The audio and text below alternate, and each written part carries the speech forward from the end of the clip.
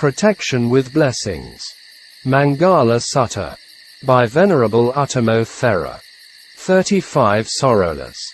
Sorrow in the Pali word is called sokha. Encounter sorrow things and the mind has displeasure feeling of mental factor is called sokha. Every time sokha arises, including dosa, hatred. The deep sadness of sorrow is quite common in people of today.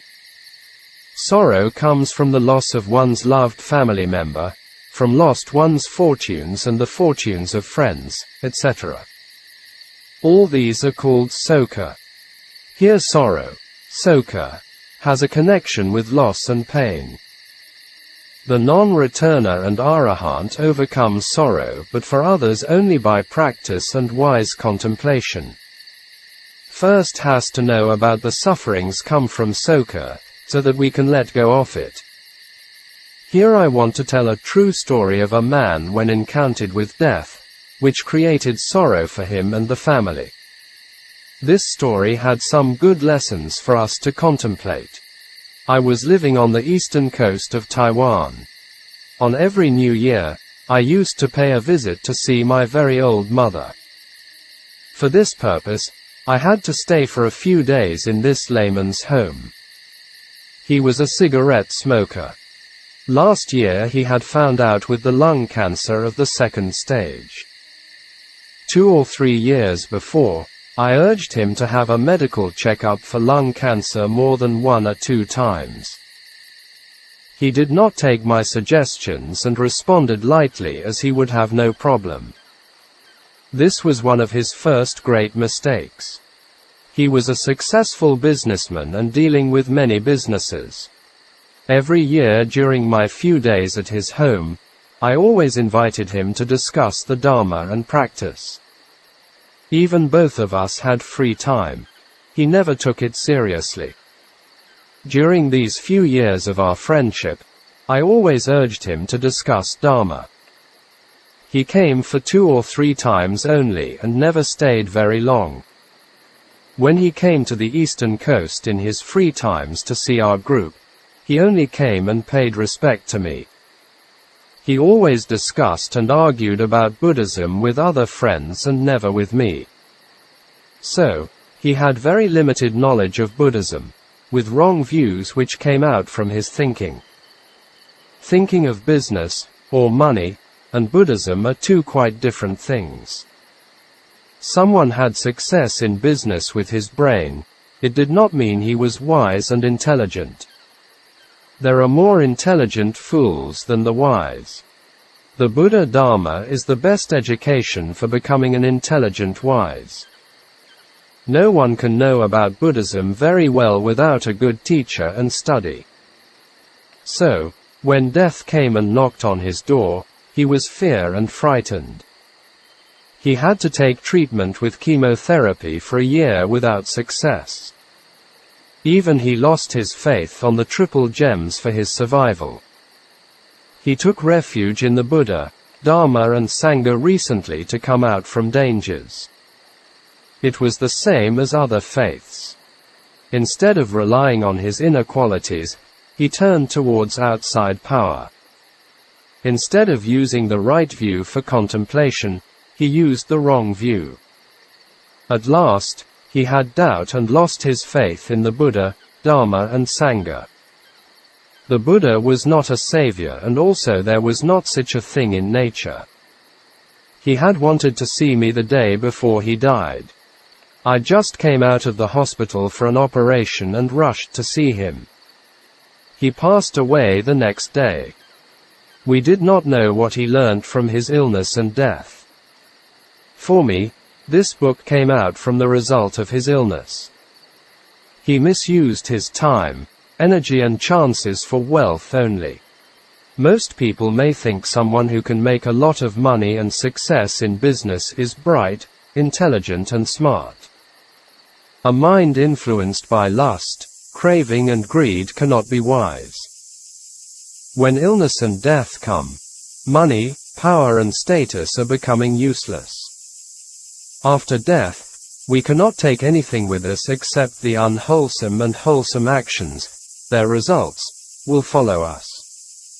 A few years ago, a monk who I knew had committed suicide. His old mother, also out of grief and sorrow, followed him with suicide. Most people do not want to hear or see old age, sickness and death. They would try to stay away from these things as much as possible. We do not benefit anything by running away from these things. These are natural processes and everyone will encounter it. Public big hospitals are very good for studying and observing these things. In the Anguttara Nikaya, there was a discourse by the Buddha for the 5 subjects for contemplation. These were very important for everyone. There are 5 facts that one should reflect very often. These are: 1. I am subject to aging, have not gone beyond aging. 2. I am subject to illness, have not gone beyond illness. 3. I am subject to death, have not gone beyond death. 4. I will grow different, separate from all that is dear and appealing to me. 5. I am the owner of my action, karma, heir to my actions, born of my actions, related through my actions, and have my actions as my arbitrator. Whatever I do, for good or evil, to that will I fall heir. The Buddha continued to talk about the reasoning of these reflections. 1. There are beings who are intoxicated with youth. Because of that, they conduct themselves in a bad way, in body, speech and mind.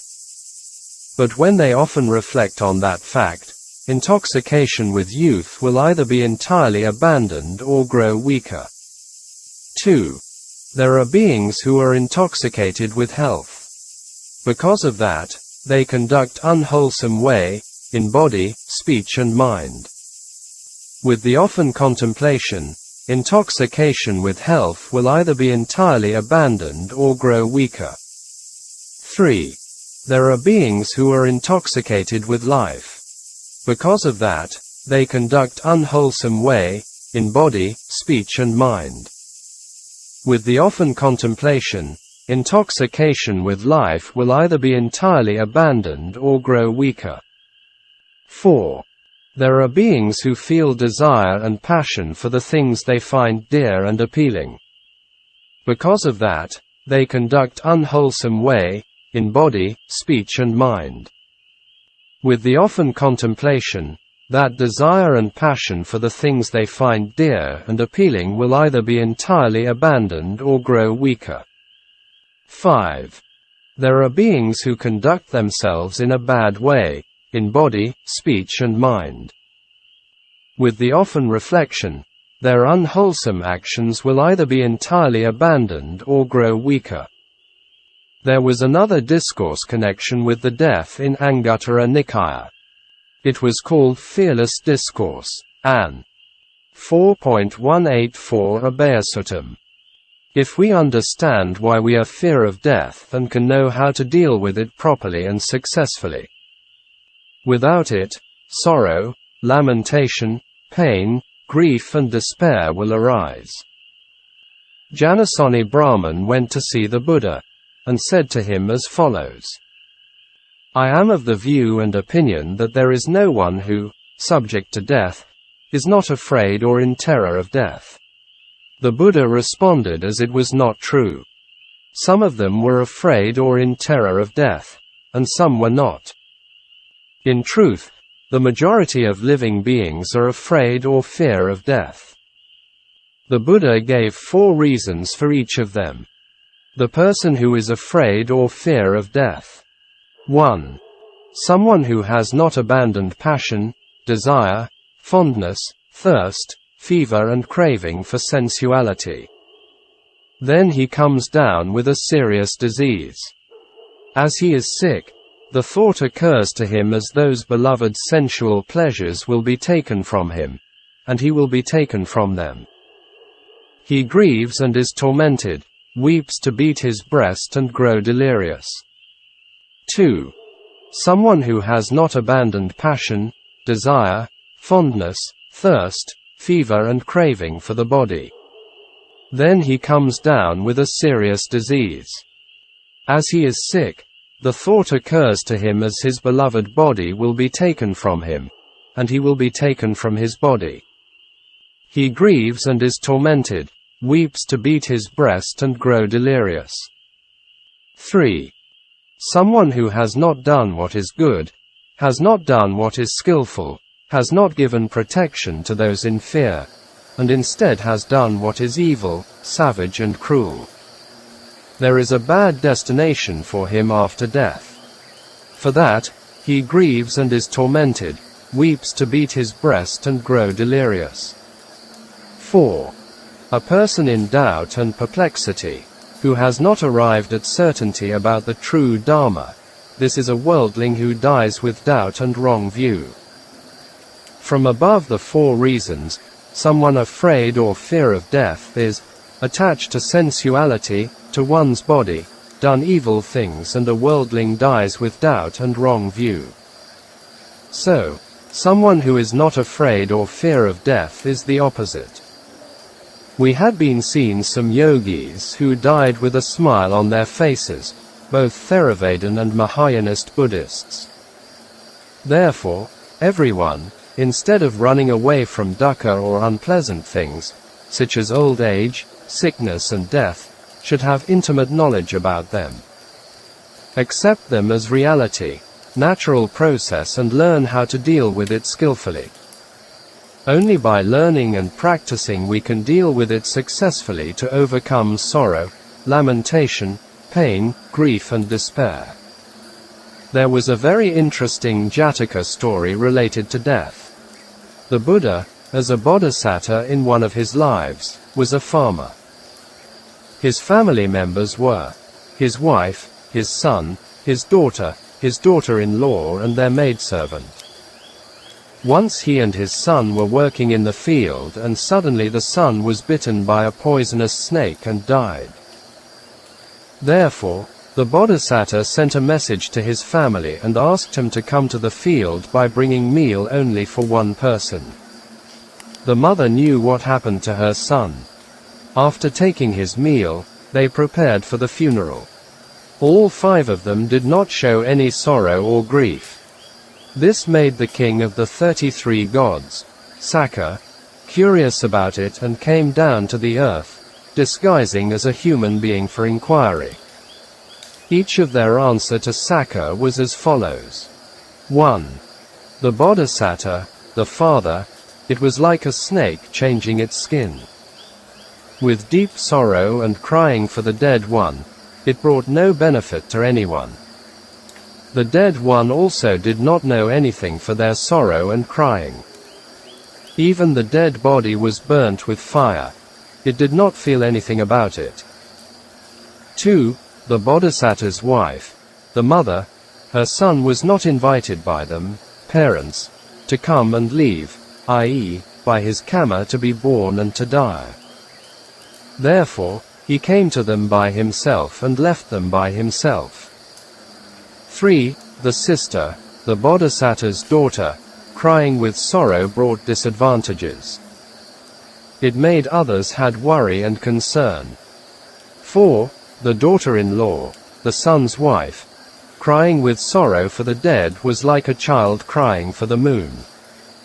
Expecting or desiring for something which could not be attained was a kind of foolishness and stupidity. Mogik Sayadaw said, "There is no other crazier than someone takes something which is non-existence as me and mine." 5. The maidservant, crying with sorrow for the dead one was like a pot after broken apart could never come back to normal. So, it was useless and unprofitable. If we observe and contemplate what they had said, these people were not ordinary ones. Their minds were quite mature with the practice of contemplation on death. So, worldlings also can overcome sorrow with practice and contemplation. Sorrow arises by wrong view and wrong thinking. The Buddha gave many ways of Dharma to deal with kilesa. With regular practice and contemplation, the mind will become matured and easily to overcome their worldly dharma. With Satipatthana practice, one also can overcome sorrow and lamentation. At the beginning of the Satipatthana Sutta, the Buddha said, "Monks, this is the direct path for the purification of beings, for the surmounting of sorrow and lamentation, for the disappearance of dukkha and discontent, for acquiring the true method and realization of Nibbana." Ta Bai Khan Sayadaw gave the example of Malika, who was the wife of Bandula. At the time when she was serving the monks with foods and receiving the news of her husband and their 30 sons were killed, she continued to serve the monks without emotion. And suddenly a butter pot fell off and broken. Dha I 228 f 349-56 J IV 148 ff MA E 753 f. Then Sariputta saw it and comforted her. Then she showed the letter to the Venerable and said that even she had overcome sorrow and grief on the death of the family members. The reason for her sorrowless came from her practice. She was already a stream winner, Sotapanna. Here are 2 stories of the Buddha's great female disciples. They were Teripattakara and Terikissa Gotami. Both of them suffered from deep sorrow when their beloved ones died. After meeting with the Buddha, they overcame their sorrow with Dharma and practice. And then both became unshaken and sorrowless. Pattakara. She had lost her husband and her 2 sons, as well as her parents and 3 brothers. So, she was driven to near insanity. When she met the Buddha comforted her with Dharma. She should not have fear because he could protect and guide her. Throughout samsara, the round of existence, the number of tears she had shed on account of the deaths of the family members was voluminous. Even it was more than the water of the 4 great oceans. The Buddha taught her, "You should not think too much about those who were already gone." Then the Buddha spoke the 2 following verses. Verse 288, "Not sons, nor parents and close relatives can protect one assailed by death. Indeed, nobody can give protection." Verse 289, "Knowing this, the wise restrained by morality should quickly clear the hindrances to the path leading to Nibbana." After the discourse, Pattakara attained the path and fruit as a stream winner. Later she becomes a bhikkhuni. One day she was cleaning her feet with water. As she poured the water for the first time, it flowed only a short distance and disappeared. And then she poured for the second and third time successively and it had the same nature. She came to perceive the 3 stages in the life of beings. The Buddha knew these all. So, using his supernormal power from the Jetavana monastery, the Buddha sent forth his radiance and appeared to her. And then said the following verse. Verse 113, "Better than living 100 years without seeing the arising and passing away of the 5 khandhas is the one who lives a day and discerning of it." At the end of the discourse, Teripattakara attained arahantship. Dea E 746 MA I 188 UDA 127 or Figure 47, 117, 122. Kissa Gotami. She was from Savatthi and a rich man daughter. After she was married and a son was born to her. Unfortunately, her son died just like a toddler. She was stricken with sorrow and grief. She carried her dead son's body and went about asking for medicine to restore her son's life. At last, she met with the Buddha for help. He asked her to get some mustard seeds from houses where there had been no death. She could not find a single house where death had not occurred. As soon as she realized this point, her attachment towards her dead son had changed. She discarded the dead body and went back to see the Buddha. The Buddha said to her, "Gautami, you thought that you were the only one who lost the son. Death comes to all beings. Before their desire is fulfilled, death takes them away." With this talk, she penetrated the inconstant, suffering and not-self nature of the 5 khandhas and entered the stream, became a Sotapanna. Later she became a bhikkhuni. One day as she was lighting the lamps and observing the flames flaring up and dying out, the Buddha, through supernormal power, saw her from the monastery, and sent forth his radiance and appeared to her. And the Buddha asked her to continue the contemplation on the impermanence nature of phenomena. The Buddha spoke the following verse. Verse 114, "Better than living 100 years without seeing the deathless, i.e., Nibbana, it is the one who lives a day and seeing it." At the end of the discourse, Terikissa Gautami attained arahantship. Figure 174 ff. App. E. 564 f. DHA. I. 270 ff. R. I.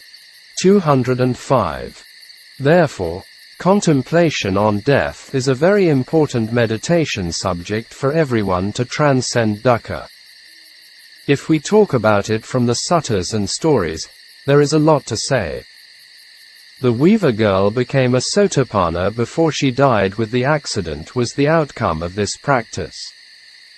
Her father, out of grief for her death, later ordained and practiced became an arahant. Then, Yasa, in one of his past lives, he helped to bury and cremated corpses. Because of the frequent contemplation on death, in his last life easily to give up all his wealth and pleasures by seeing the women as corpses. And then he met the Buddha by listening to his talk and attained arahantship. Frequent contemplation can lead to love, compassion and concern for others as we share the same nature. And then we shall not waste our precious lives and time for many useless things and matters. Instead, we become heedful and diligent in wholesome dharmas. The Buddha's teachings were always based on right views and right thoughts or thinking. Without it, any experience becomes fruitless and even harmful. We can see many doctors and workers are working with corpses. Do deaths and loathsomeness of the body have any effect on them? Mostly not. In the beginning, it might be unpleasant for them dealing with corpses. In the long run, it becomes a habit, and they're used to them. People are doing evil things with wrong views and thoughts, even worse. Battles between drug gangs and terrorists, deaths become their pleasures. Media on violence become a pleasure for a lot of people. This is one of the causes of violence in societies, e.g., gun shootings in the US. Nearly everyone has to encounter with sorrow, grief and pain for a loved one who suffers with severe illness, a dying and death. No one can escape from this situation because it is a natural process. But the thing we can do is to overcome sorrow by both sides. The most important is the one who experiencing illness and dying and how he is dealing with it. Because the dying moment is very important for his next rebirth. Illness, dying and death is an extensive subject. I had completed some Dharma talks by Mogik Sayadaw in 3 volumes which were very good to deal with this matter. Here I want to include the dying and death of my mother and a 14-year-old female yogi. A tribute and memory to a selfless mother. Near the Chinese New Year of 2019, I went to see my mother in Taipei. A few days there I had a strange feeling about her. Her face looked like an innocent child and with longing for something. At that time, I did not know what it was. That year, April the 4th, was 99th year of her birthday. According to the Chinese calendar, it fell on the 1st of April. As a birthday memory, mother and her daughter's family had lunch together at a restaurant. She said to her 4 grandchildren as it may be the last time with them together. After coming back in the evening, she had stomach pain and vomiting. They took her to a nearby clinic. After the medical checking up, the doctor took it as stomach problem and gave some medicine to her. She was not allowed to take solid foods and only pure rice gruel. After 2 days, she felt better. On the 4th of April evening, I phoned to my mother and said birthday wishes to her. That was the last communication between us. On the 8th or the 9th of April, her illness returned again. They worried about the situation and sent her to the Chung Ho Hospital. My youngest sister informed me on her situation on the 10th of April. On the 13th, after finishing my before midday meal, my sister phoned me that mother could pass away at any time, so I should come to see her. I took the morning train on the 14th, Sunday, to Taipei. I met mother on the hospital bed with the breathing machine attached to her. Her heartbeat was fast and the inner organs could not function very well. By seeing her discomfort with difficult breathing, it made my heart painful. For 2 days I stayed there to look after her with others. It could not be known the time of mother passing away that I went back on the 18th, Thursday. That was my mistake. On the day of 18th, over 1 p.m., a very strong earthquake struck Taiwan. The magnitude of the earthquake was 6.1 and it's shaking the whole building. Before the earthquake, mother was awake and stared at her children's faces quite a long time. Mother's face was calm and without any trace of sorrow or sadness. This was the last eye contact between mother and me. I will always remember these kind and gentle eyes of mother who taught me many things as an example.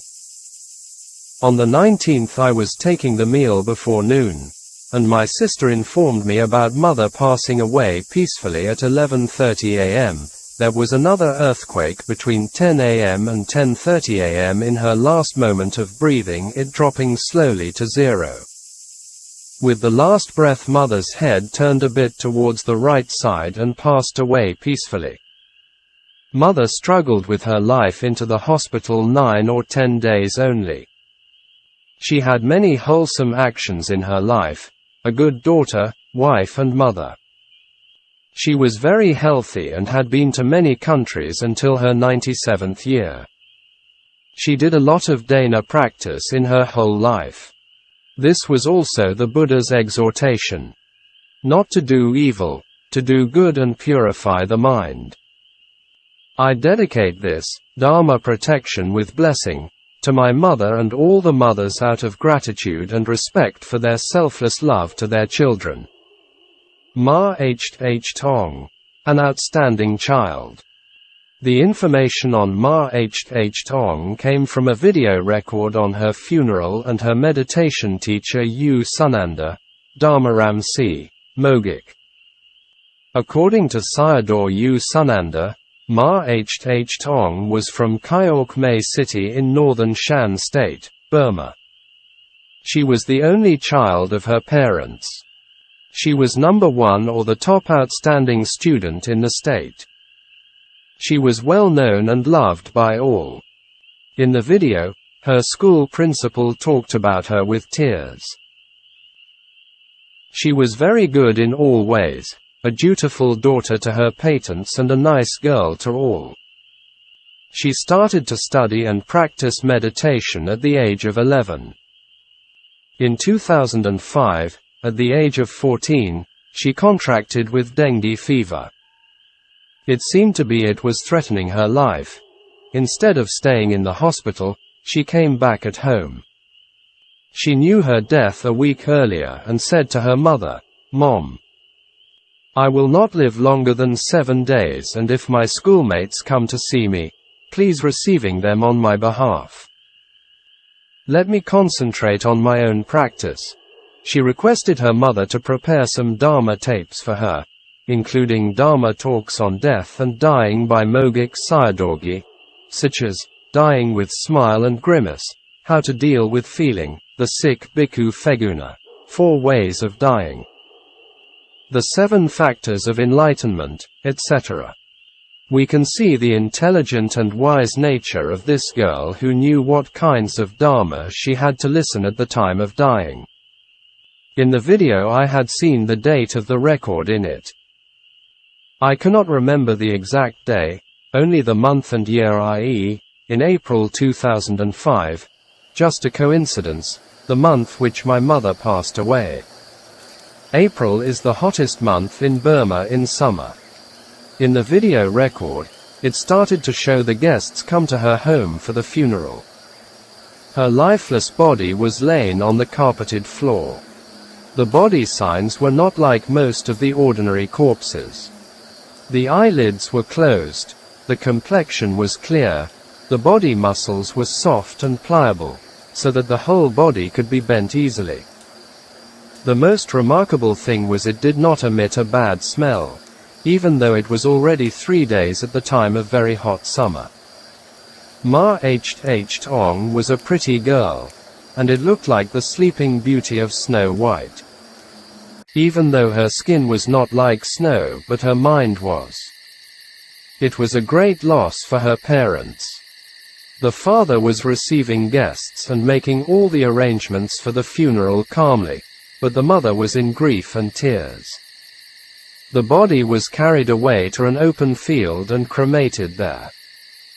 Ma Ong lived a very short lifespan of 14 years comparing with the heavenly time span, which is only a few hours. She used her life wisely, a wise child, Pandita, even though it was very short. Many are using their lives and time foolishly and become fools, Bala, with their enjoyments in polluted media. For more information on death and dying, I refer to Mogik Sayadaw's Dharma talks.